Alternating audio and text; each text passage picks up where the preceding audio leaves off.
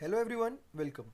In this video, we will be discussing about order by and distinct functions in MySQL. Basically इसके बारे में मैंने detail explanation दे चुका है पहले के वीडियोस में। अगर आपको डिटेल एक्सप्लेनेशन चाहिए तो आप जाके वो वीडियोस देख सकते हैं। इसमें हम लोग थोड़ा सा ओवरव्यू और मेनली एग्जीक्यूशन पर फोकस करेंगे।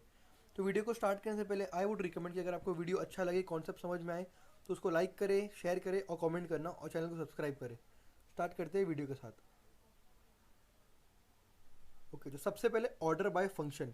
अभी ऑर्डर बाय फंक्शन हम लोग यूज़ करते हैं रिजल्ट को सॉर्ट करने के लिए। जो भी हम लोग का रिजल्ट आता है टेबल में और माइस्क्यूएल ऑपरेशन परफॉर्म करने के बाद, तो वो हमेशा सॉर्टेड ऑर्डर में नहीं आता है। तो अगर हमें चाहिए कि इसको सॉर्ट करना है तो हम लोग ऑर्डर बाय का यूज़ करते हैं।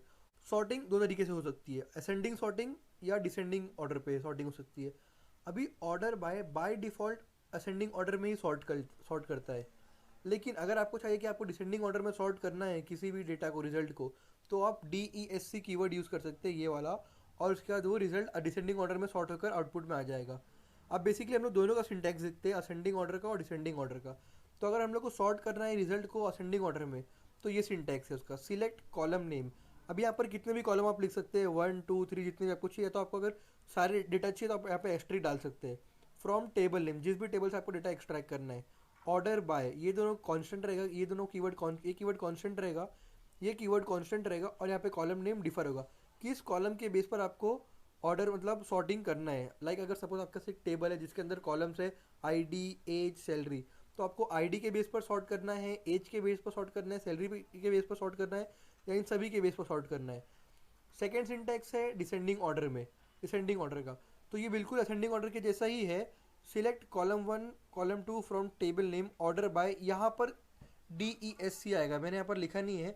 यहाँ पर ऑर्डर बाय के बाद DESC ये वाला कीवर्ड आएगा एंड सेम कॉलम नेम्स आएगा। अब देखते हैं एग्जाम्पल थोड़ा सा ऑर्डर बाय फंक्शन का।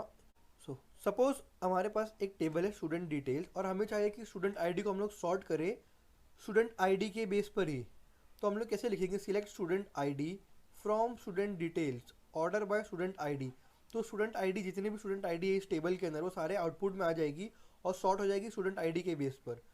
उसी तरह अगर आपको डिसेंडिंग ऑर्डर में करना है तो आप सेम तरह से लिख सकते हैं, बस डिफरेंस आएगा ऑर्डर बाय स्टूडेंट आईडी के बीच में यहाँ पर DESC आएगा, इस जगह पर DESC कमांड आएगा। ये मैं आपको एग्जीक्यूशन में लिखा था, यहाँ पर मैं शायद डालना भूल गया। नेक्स्ट है डिस्टिंक्ट फंक्शन। नेक्स्ट है डिस्टिंक्ट फंक्शन। अब देखो, डेटाबेस के अंदर ऐसा बहुत प्रॉब्लम होता है कि बार बार डुप्लीकेट वैल्यूज रिपीट हो जाती है। तो उसकी वजह से क्या होता है कि टाइम बढ़ जाता है एग्जीक्यूशन का और प्रॉब्लम क्रिएट होती है, स्पेस भी एक्स्ट्रा लेता है मेमोरी में। तो उसके लिए हमारे पास है distinct function. Distinct function basically करता क्या है कि अगर आपको आउटपुट में कोई डेटा चाहिए और वो डेटा रिपीट हो रहा है, अगर आपको लगता है वो डेटा रिपीट होएगा और आपको सिर्फ यूनिक डेटा ही चाहिए, रिपीटेड डेटा नहीं चाहिए आपको, तो आप डिस्टिंक्ट स्टेटमेंट का यूज़ कर सकते हैं। इसका सिंटैक्स क्या है, select distinct column name from table name. अगर आपको जिस भी कॉलम का आपको डेटा चाहिए आउटपुट में, तो उसका नेम यहाँ पर आएगा और टेबल नेम इधर आएगा। एग्जाम्पल ये देखिए, select distinct address from student details. मतलब ये क्या करेगा, स्टूडेंट डिटेल्स टेबल में से एड्रेस कॉलम पर जाएगा और उसके अंदर जितने भी डिस्टिंक्ट अलग अलग एड्रेस है वही एड्रेस को रिजल्ट में देगा। अगर एड्रेस रिपीट हो रहे तो उनको रिजल्ट में नहीं देगा। अब जाते हैं MySQL वर्कबेंच पर इसके एग्जीक्यूशन के लिए एग्जांपल देखने। अभी हम लोग हैं MySQL वर्कबेंच में। यहाँ पर हमारे पास एक टेबल है कस्टमर नाम का और उसके अंदर कुछ कॉलम्स है, ID, full name, age, address और सैलरी। उनके अंदर कुछ डेटा है।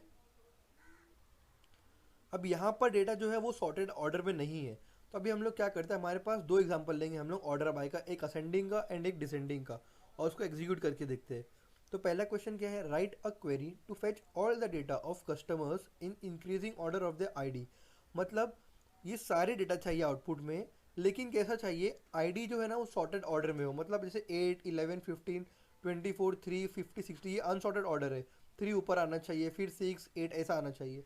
तो उसको वैसे ऑर्डर में डेटा को चाहिए, मतलब टेबल को आउटपुट में चाहिए। तो उसकी हम लोग क्वेरी लिखते हैं, सिलेक्ट ऑल, क्योंकि सारे डेटा चाहिए, फ्रॉम कस्टमर जो कि टेबल नेम है, ऑर्डर बाय। अभी किसके थ्रू ऑर्डर बाय करना है, ऑर्डर किसके थ्रू सॉर्ट करना है, आईडी के उसमें। अभी आईडी के उसमें सॉर्ट करना है, तो हम लोग अभी यहाँ पे लिखेंगे ID column name semi colon and execute. Okay, तो अभी ये हम लोग का आउटपुट आया है इस क्वेरी का। अब यहाँ पर देखिए आईडी जो है सॉर्ट हो गई है, 3 6 8 11 13 15 24 47 एंड 50। तो मतलब यहाँ पर ऑर्डर बाय असेंडिंग ऑर्डर में सॉर्ट हो चुका है। ओके, नेक्स्ट क्वेश्चन हमारा क्या है, write a query to fetch name age and ID of customers in descending order of their salary.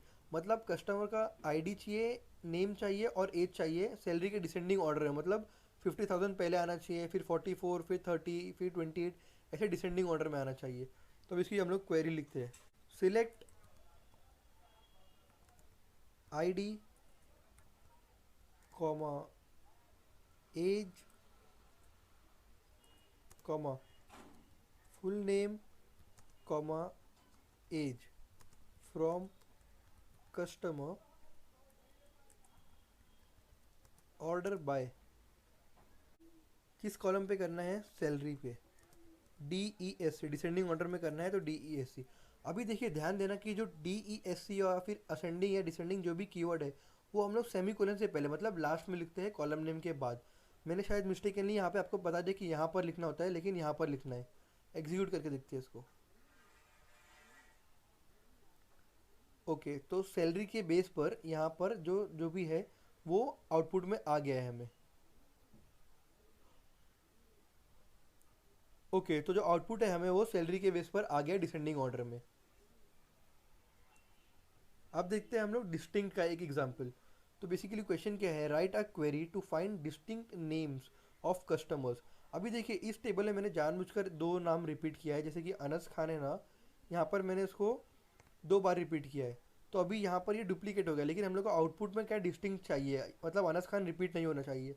तो इसके लिए हम लोग क्वेरी लिखते हैं, सिलेक्ट डिस्टिंक्ट, फुल नेम चाहिए हमें ना, फुल नेम फ्रॉम कस्टमर, बस इतना लिखना है। अभी इससे होगा क्या कि ये सारे फुल नेम ले लेगा और यूनिक फुल नेम से आउटपुट में देगा। ओके, तो अभी देखते हैं हम लोग। ओके, सो यहाँ पर हम लोग अभी एक सेकेंड, जस्ट मैं ये हटा देता हूँ। तो ये रहा आउटपुट। अभी यहाँ पर हम लोग देख सकते हैं कि अनस खान रिपीट नहीं हो रहा है, लाइक एक जो डुप्लीकेट नेम था वो रिपीट नहीं हो रहा है, एक ही बार प्रिंट हुआ वो। और यहाँ पर कॉलम में अनस खान दो बार है, मेन कॉलम जो है, मेन टेबल। तो ये था example order by and distinct keyword का। होप आपको एग्जांपल समझा होगा। अगर आपको कोई क्वेरी है तो आप कमेंट बॉक्स में लिख देना, मैं उसको सॉल्व करने की पूरी कोशिश करूँगा। तब तक के लिए thank you so much for watching the video. Do like, share and subscribe to the channel. Thank you.